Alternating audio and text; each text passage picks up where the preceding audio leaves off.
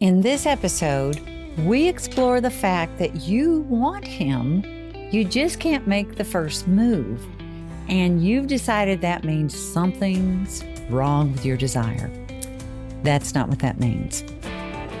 Sexy After 50.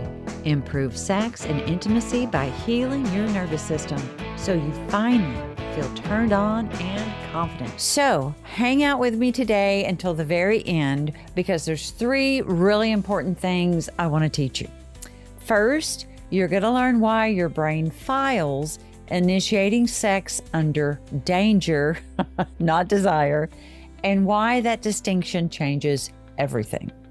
Second, you'll hear the fresh neuroscience showing that the fear of reaching for him, that lights up the same brain region as physical pain. And third, you'll walk away with a somatic practice that rewires initiation from a high-stakes gamble into a low-stakes invitation your body can actually make. All right, a lot of good stuff packed away for you here. But before we get into that, quick commercial. In August, the doors are opening to a live 28 Days to Reclaim Your Desire After 50. It's my guided experience to rebuild your capacity for pleasure, presence, and desire. If today's episode names something you've been living with, Alive is where we do the actual work together over 4 weeks. So keep listening for how to be the first to know how to enroll. Okay, stay with me. Back to the podcast and the important stuff you need to know. So I want to clear up the confusion that's probably been quietly wrecking your sense of yourself as a sexual woman. You've collapsed 2 completely separate things into one. You feel like initiating sex is impossible, and from that, you've concluded your desire is gone. But desire and initiation are not the same system, and they don't even run on the same circuitry. Desire is a felt state. That's right, a felt state. It's warmth, the pull, the wanting. Initiation is a behavior. It's the reach across the bed, the words out loud, the move. You can have a fully intact desire system and a completely jammed initiation system at the same time. See, most women who tell me they've lost their libido are actually describing a jammed initiation system. The wanting is there. The bridge to acting on it has collapsed. And here's where the sacral center, right below your belly button, comes in. This is, your center of pleasure, sensuality, and emotional flow. The part of you that feels desire in the body. And in a woman over 50, that center, girl, it is working fine. It still lights up at the right movie scene, the right memory, the right unexpected moment. Sacral is not the problem. The problem lives in one system over, in the part of you responsible for taking action in the face of possible rejection. So if you've been grieving a desire you think died, I really invite you to consider that it didn't die. It just lost its exit ramp. Responsive desire researcher Rosemary Basson, she's a regular here on the program with us, she gives us a framework that explains why this matters so much for women specifically. Basson's model shows that for many women, especially in long-term relationships, desire doesn't show up first and then lead to sex. It's the other way around. Arousal and closeness come first, and desire follows, which means the initiation is often supposed to happen before the desire fully arrives. So we're going to say that again. The initiation happens is supposed to happen even before desire fully arrives. You're not supposed to wait until you feel hungry for each other. The reaching is part of what generates the hunger. So a woman waiting to feel enough desire to justify initiating is waiting for a bus that, by design, comes after she's already started walking. Now, let's talk about why your body treats the first move like stepping off a giant ledge. See, to initiate is to expose yourself. You are making your wanting visible before you know if it's going to be met with acceptance. And that is the exact structure of vulnerability. And your nervous system has a very old, very loud opinion about vulnerability. Your root center governs safety and belonging. And belonging is not a soft, optional thing to your body. For most of human history, being cast out of the group, y'all know, it meant certain death. So your nervous system did something clever and brutal. It wired social rejection to hurt like physical injury. So you'd avoid it with the same urgency you avoid a burn. And it's not a metaphor. And this is the fresh research I want to give you, I want to bring to you. Neuroscientist Naomi Eisenberger ran a now landmark study where people were socially excluded from a simple ball tossing game while their brains were scanned. And the region that lit up when they were left out was the dorsal anterior cingulate cortex. That's the same region that processes the distressing, unpleasant quality of physical pain. Her later work with Matthew Lieberman confirmed this region functions as a kind of neural alarm system. And a follow-up research found that social rejection can even be relived, replayed in a way physical pain cannot. You can feel a decades-old rejection in your body right now. A stubbed toe from last year, not so much. So I invite you to sit with what that means for initiation. When you reach for your partner and imagine him turning away, sighing, saying not tonight, your brain is not processing a social letdown. It is firing the same alarm it would fire for bodily harm. And here's the part that I think explains every bit of what you felt. Your nervous system cannot tell the difference between a real rejection and an imagined rejection. So just picturing the turn away is enough to trip the alarm. And that will cause you to not reach. Not because you don't want him, because your body has quietly classified the reach itself as a threat to your survival. And it is protecting you from a wound it treats as physical. Pretty interesting research, I thought. That's why I wanted to be sure to bring that to y'all. That part of your brain can't ascertain, is this physical or is this emotional? And it reacts the same. I think that's fascinating. But I'm going to throw a quick commercial, just 2 seconds. Stay with me. Don't leave. This is the exact terrain of my book, y'all. Are we going to have sex or what? It's the full roadmap, the science, the somatic practices woven together from reclaiming permission all the way to full erotic emergence. So right now, well, after this podcast, hop on over to my website, juliemerrimanphd.com, and grab that book. You won't be sorry. Okay, so the freeze between wanting and reaching. See, you've got a desire system that works and an alarm system that fires. What happens in the gap between them, This is where most women actually live. And get this, it's got a name. Psychologists call it the approach-avoidance conflict. It's what happens when the same target triggers both the pull toward and a push away at the same time. You want to reach for him? That's approach.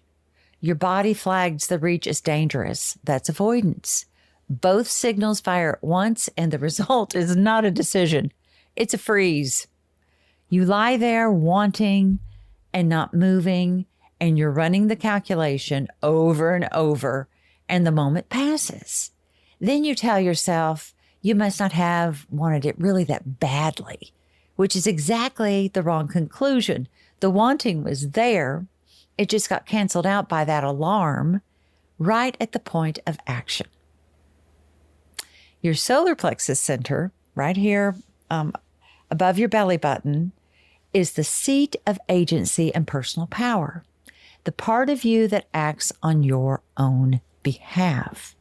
And for women after 50, this center has often been slowly overwritten by decades of a specific training. You were rewarded your whole life for reading the room, anticipating everyone else's needs, managing everyone's comfort. You, sweet soul, became exquisitely tuned to what other people want and dangerously out of practice at declaring what you want. Initiation is pure solar plexus act. It says, I want this, and I'm willing to be seen wanting it.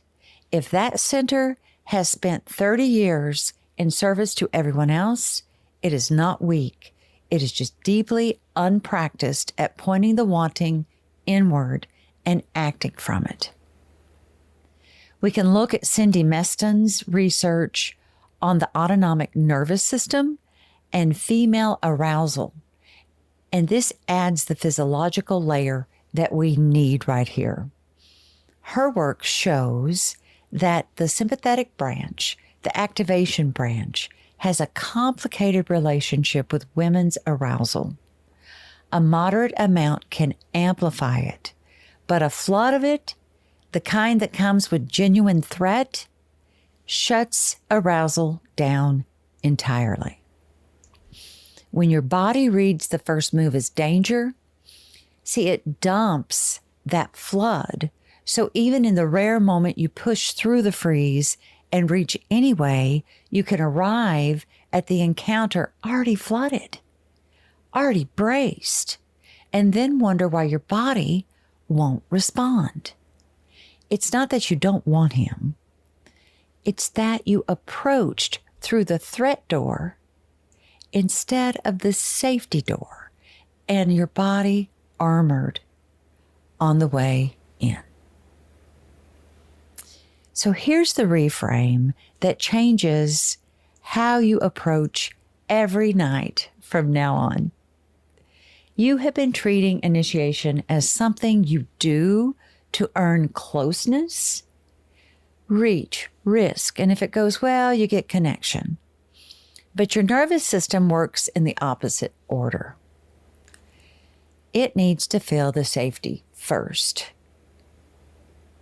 before it will let you make the move. Safety is not the reward for initiating. Safety is the prerequisite that makes initiating possible. Your heart center governs emotional intimacy and the capacity to be open, and it only opens under conditions of felt safety. You cannot force your heart center to open any more than you can force a fist to relax by squeezing it harder. That is why the standard advice, just be more confident, just go for it, just initiate, fails for women after 50 so completely. It's asking your solar plexus to override your root center's alarm through sheer willpower. And girl, that's a fight your willpower loses every single time. And this is because the alarm is older and faster and wired for survival. The move that actually works is not louder willpower. It's lowering the stakes so far that your alarm never fires in the first place. You don't outmuscle the threat response. You make the reach so small, so safe, that your body never classifies it as a threat to begin with. So that brings us to author Aaron's research on how closeness is built. And this gives us the mechanism. Aaron found that intimacy grows through gradual escalating reciprocal self-disclosure. Small offerings met with small responses, each one making the next slightly bigger offering feel safe. Connection is not built by one brave leap. Girl, it's built by a staircase of tiny, low-risk steps, each one proving the next is survivable. That is exactly how you rebuild initiation. Not by finally working up the nerve to make the grand move, but by making the smallest possible move, letting your body register that it survived, it's safe, and letting survival make the next small move feel safe. That's the practice. So here's your practice, and it's built directly on everything we just covered. It's called the micro reach ladder, and the whole point is to keep every rung so low your alarm system, she never wakes up. So you start solo before you ever involve your partner. You sit somewhere quiet and place one hand on that lower belly over that sacral center and one hand on your chest over that heart center, and you take 5 slow breaths. And on each exhale, I need you to let your shoulders drop just a little bit more and your jaw unclench just a little bit more. You're telling your root center right now in this moment, you are safe. This is the ground you build from. You do this once a day for the first few days before you climb a single rung. You're not initiating anything yet. You're just teaching your own body that attention on your own wanting does not have to trigger that alarm. Now, the ladder itself, and you climb one rung at a time, staying on each until it feels boring before you go up. Rung 1 is non-sexual, non-verbal touch. You initiate. A hand on his back as you pass, your foot against his, under the table, small, deniable, almost nothing. Notice that you survived it. Then rung 2 is verbal expression of wanting that carries 0 performance demand. I love you the way you start with something simple. I love the way you smell. I've been thinking about you today. You are making your wanting visible in the lowest stakes possible. And this is a form he cannot really reject because it asks nothing from him. And then you're ready for rung 3. This is an invitation with a built-in exit ramp for both of you. Not do you want to have sex, which is a yes or no verdict on your desirability. Instead, I'd love to just lie down with you and see what happens. No goal, no pass-fail, an open door, not a demand. The rule for the whole ladder is this. You never climb to the next rung until the current one stops firing the alarm. If rung 1 still makes your stomach clench, you stay on rung 1. This is not, it's not a test. You don't have to get through this in any amount of time. This is not slow because you're broken. It's slow because that is the actual speed at which your nervous system rebuilds trust. Every rung you survive is data your body files under safe. And that filing is what eventually makes the reach feel like an invitation instead of a leap off of a ledge. Okay, so let's land the 3 things I want you to carry out of here. 1, desire and initiation are 2 different systems. Your desire is very likely intact. What collapsed is the bridge to acting on it. And a collapsed bridge is not a dead desire. 2, your brain files the first move under danger, not desire. And Eisenberger's research shows the fear of rejection fires the same alarm as physical pain. And your body can't tell an imagined rejection from a real one. Your avoidance is intelligent self-protection, not the lack of wanting. And 3, safety is the prerequisite, not the reward. You don't outmuscle the alarm with confidence. You lower the stakes so far it never fires. 1 micro reach at a time, letting each survived rung make the next one safe. You have not lost your desire. You've been protecting yourself from a wound your body treats as physical. And you can teach it slowly and safely that the reach is indeed survivable. Girl, that's not a personality transplant. That's a ladder, and you can start on that bottom rung tonight. I'm Dr. Juls, and I will see you in a few days. Sexy After 50. Improve sex and intimacy by healing your nervous system so you finally feel turned on and confident.